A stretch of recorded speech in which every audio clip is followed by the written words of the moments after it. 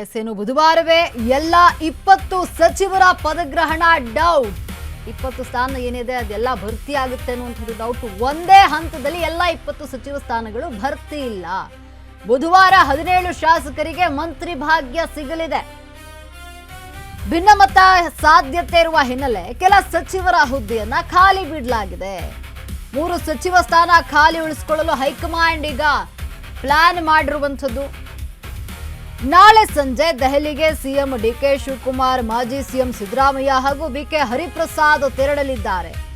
ಮಂಗಳವಾರ ಸಂಜೆ ನೂತನ ಸಚಿವರ ಪಟ್ಟಿ ಅಧಿಕೃತ ಘೋಷಣೆಯಾಗುತ್ತೆ. ಬುಧವಾರವೇ ರಾಜಭವನದಲ್ಲಿ ನೂತನ ಸಚಿವರ ಪದಗ್ರಹಣ ನಡೆಯಲಿದೆ. ತೀವ್ರ ಬರ ಇರುವ ಹಿನ್ನೆಲೆ ಆಡಳಿತಾತ್ಮಕ ಸಮಸ್ಯೆ ಆಗದಿರಲು ಈ ಕ್ರಮವನ್ನ ಕೈಗೊಳ್ಳಲಾಗಿದೆ. ಸಚಿವ ಸಂಪುಟ ವಿಸ್ತರಣೆ ವಿಳಂಬ ಮಾಡದಿರಲು ಸಿಎಂ ಡಿಕೆ ಶಿವಕುಮಾರ್ ಪ್ಲಾನ್ ಮಾಡ್ತಾ ಇರುವಂಥದ್ದು. ನೋಡಿ, ಬುಧವಾರವೇ ಎಲ್ಲ 20 ಸಚಿವರ ಪದಗ್ರಹಣ ಆಗೋದು ಡೌಟ್. ಒಂದೇ ಹಂತದಲ್ಲಿ ಎಲ್ಲ 20 ಸ್ಥಾನಗಳು ಭರ್ತಿ ಆಗೋದಿಲ್ಲ.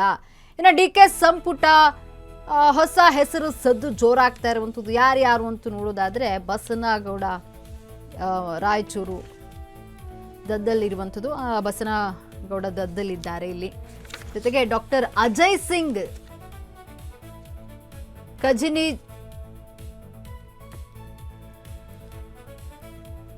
ಇನ್ನು ಕನಿಜಾ ಫಾತಿಮಾ ಇರುವಂಥದ್ದು, AR ಕೃಷ್ಣಮೂರ್ತಿ, ಮಂಜುನಾಥ್ ಭಂಡಾರಿ, ವಸಂತ್ ಕುಮಾರ್ ಇವರ ಹೆಸರುಗಳೀಗ ಕಂಡು ಬಂದಿದೆ. ಅಂದ್ರೆ ಹೊಸ ಹೆಸರುಗಳಿವು ಸದ್ದು ಮಾಡ್ತಾ ಇರುವಂಥದ್ದು.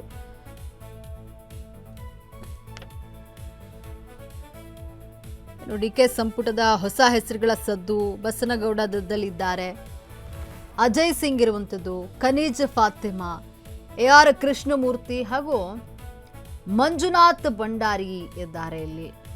ದಕ್ಷಿಣ ಕನ್ನಡ MLC ಆಗಿರುವಂಥದ್ದು ಇವರು. ಇನ್ನು ವಸಂತ್ ಕುಮಾರ್ MLC ರಾಯಚೂರು, ಇವರ ಹೆಸರು ಕೂಡ ಈಗ ಕೇಳಿಬರ್ತಾ ಇರುವಂಥದ್ದು. ಹೊಸ ಹೆಸರು ಇವ್ರಿಗೂ ಕೂಡ ಸಚಿವ ಸ್ಥಾನ ಸಿಗುವಂತಹ ಸಾಧ್ಯತೆಗಳು ದಟ್ಟವಾಗಿದೆ.